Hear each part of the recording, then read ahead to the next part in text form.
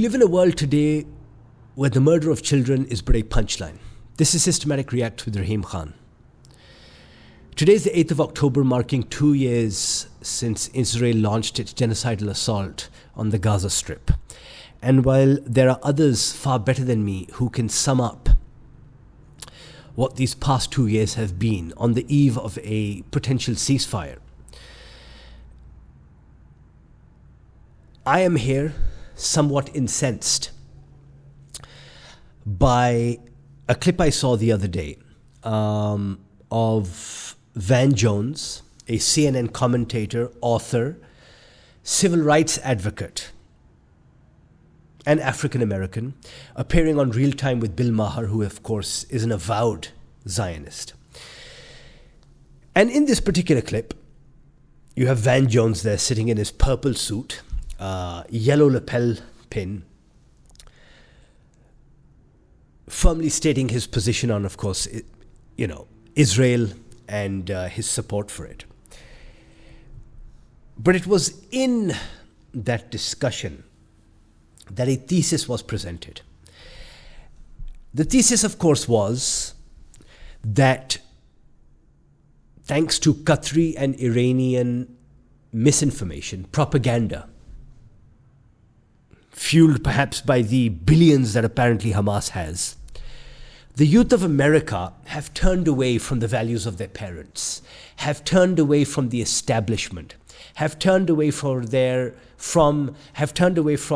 support for Israel. And that now the America today that finds itself so divided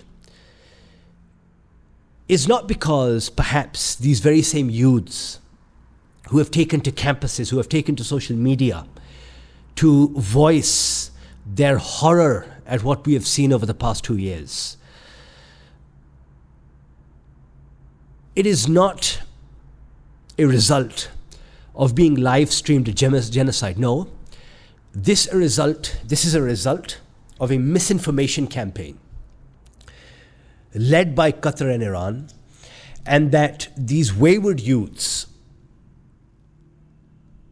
are constantly being bombarded with dead Gazan baby, dead Gazan baby, dead Gazan baby. He says this during his bit because that's what it was. He was playing to the audience like a comedian. And as he says it for the 5th time, he then pauses and then says, Diddy, of course referring to P. Diddy, Puff Daddy. And then again, dead Gazan baby, dead Gazan baby. Of course, when he says Diddy, the crowd reacts. Some of them laugh. Bill Maher smirks. Because, of course, the point that they're trying to make is that the death of these Gazan children, toddlers, infants, 19,000 of them, is so much noise. It's just chatter on the internet that should be sort of like, ignored, tuned out. Because that's part of this propaganda campaign. Any normal human being, of course, would react with perhaps disgust, with revulsion at making light of these dead Gazan babies. As human beings, I think there are certain sort of intrinsic values, sort of inherent, perhaps red lines that we've established that we think distinguishes us from the beasts of the wild. One, I think, is how we treat our young. That, regardless of caste, color, or creed, is perhaps a foundational value of what it means to be human. You take care of your children. Whenever you hear of the mistreatment or abuse of children, or even perhaps even more so, their murder, their death, there's something sort of like, sort of instinctual, there's a reaction. You feel that, oh my God, what a loss. What an injustice. And yet over the past 2 years, we have seen 19,000 children, which I would say is a very conservative estimate, have been killed. Not even killed, they have been murdered. And yet, if this were a Ukrainian child, and I'm not in any way trying to make light of that, but if this were a Ukrainian child, much tears would be shed. Digital inkwells would run dry. But it appears that Palestinian children are perhaps of a lesser God. Their deaths are somehow bound, unfortunately, with that of their parents who are guilty for having voted in Hamas. And if this is not met with denial, outright denial, it is then met by mockery. And if not by mockery, then justification. We were not the ones who killed these children. It was Hamas. We were forced to do this. Of course, alluding to that famous Golda Meir, I would call it almost a quip. I wouldn't even call it a bon mot or anything like that, because the sheer ridiculousness of it, that I cannot remember it verbatim, but it is, we hate having to kill your children, but we hate you even more for forcing us to kill your children. What sort of verbal gymnastics. But I think in trying to understand this, in trying to understand Van Jones, I think that we look no further than your average liberal who is rotting from the inside.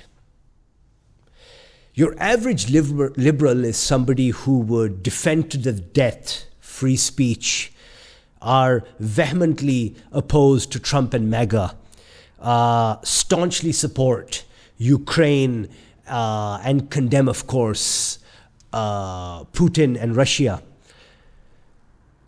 are all for, of course, civil rights and sort of LGBTQI and all of that stuff.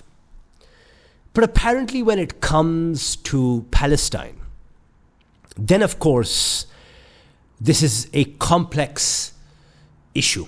It is something that requires, I remember, I think this was Ta-Nehisi Coates who says this, that you don't require sort of a PhD to understand something like this. But of course, in their reckoning, this is something that requires perhaps somebody with 2 doctorates, a lifetime of having studied the conflict for them to make you understand what the issue is. The issue is simply, of course, that Israel has the right to defend itself. Israel has the right to exist.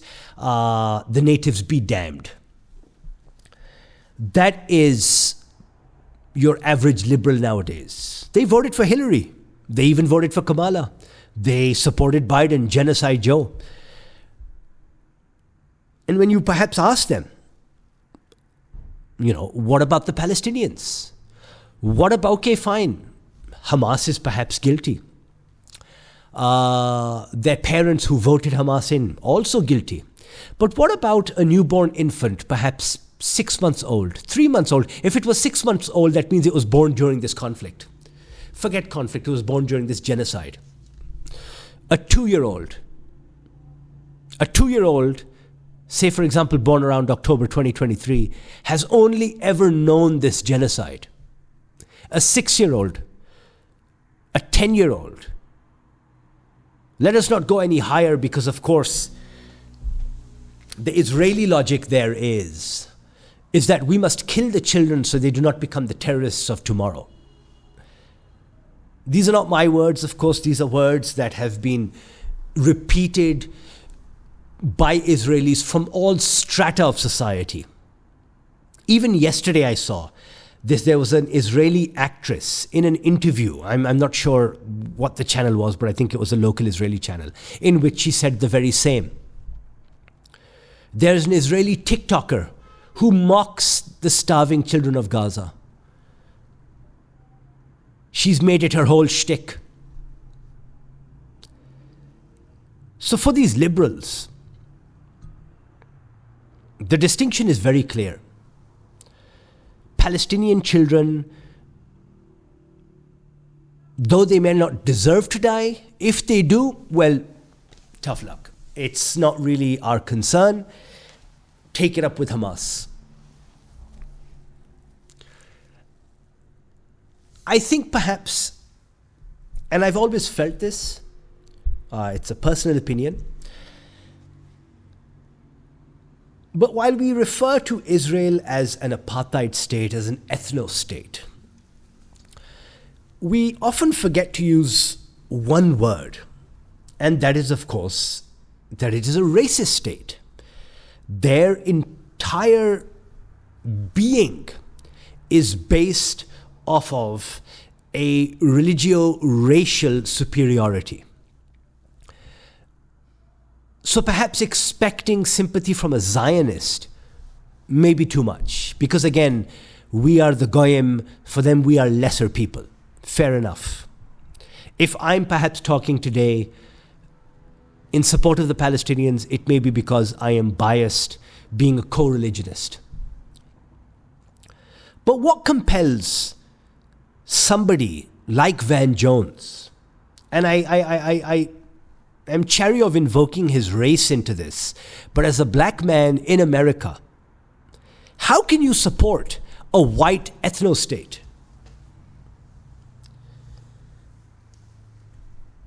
Knowing your people's history, knowing that your people were enslaved for almost 200 years, knowing that there is still inequality in America simply on the basis of the color of your skin, how can you support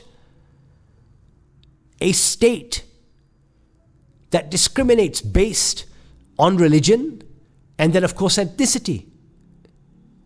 Arabs to them, and these are not my words. Please watch Louis Theroux's The Settlers, in which a rabbi, a holy man, a religious man, a scholar, refers to them Arabs as camel riders.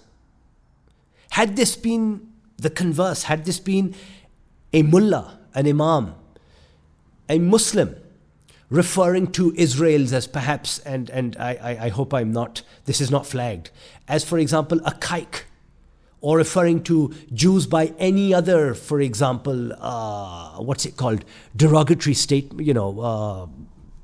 epithet, they would be outrightly condemned. But when it is, for example, an Israeli and a Jew, for them saying this, then, there are qualifiers. Then suddenly justifications are made. If all else fails, Holocaust. But I wonder how somebody like Van Jones, how somebody like Richie Torres, how somebody like Cory Walker, how that influencer, a black man, who went to Gaza with the GHF and was going on about how there is so much food here and what are the Palestinians talking about, so on and so forth. How these people, knowing their own history, can side with the oppressor.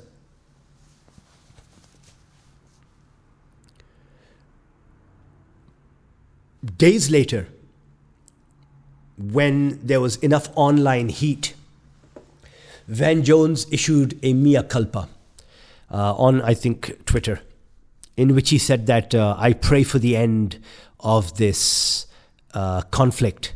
And as a father myself, I can only imagine what the Gazans are going through, the usual sort of boilerplate apology. But what his words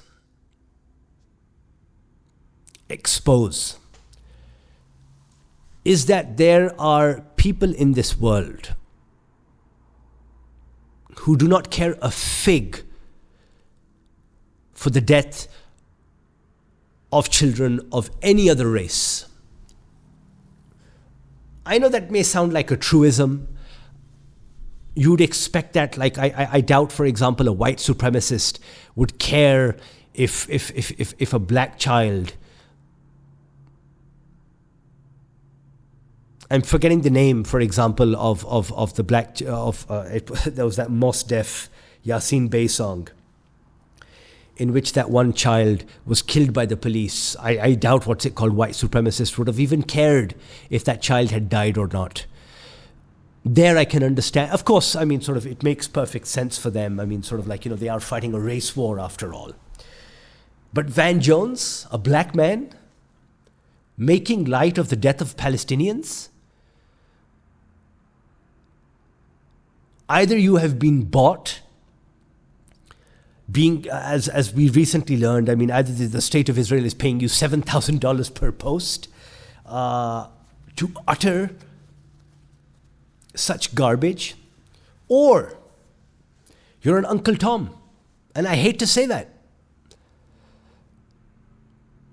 It is perhaps maybe even wrong for me to accuse another person, accuse a black man of being an Uncle Tom. But knowing that sort of the boot heel of the white man has been pressing down on the necks of colored people across this world, how can you not call a spade a spade? How can you not call what Israel is doing as oppression of a people for ethnic and religious reasons? So despite his apology, despite his mea culpa, all he's done is show us that though you may be a card-carrying Democrat, though you may be a liberal, fundamentally, you are guided by something far more base. Your values are not determined by, say, for example, an understanding or by higher reasoning. No, you are sort of primitive in your approach to humanity. And I guess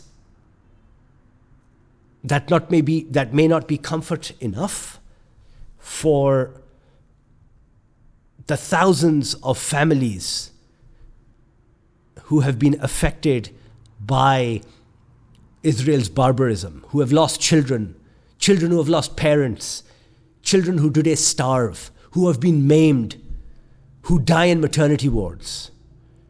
But at least now we understand that this West, that these countries that we've often believed were perhaps more civilized, they're in the gutter with the rest of us. The revolution will be live.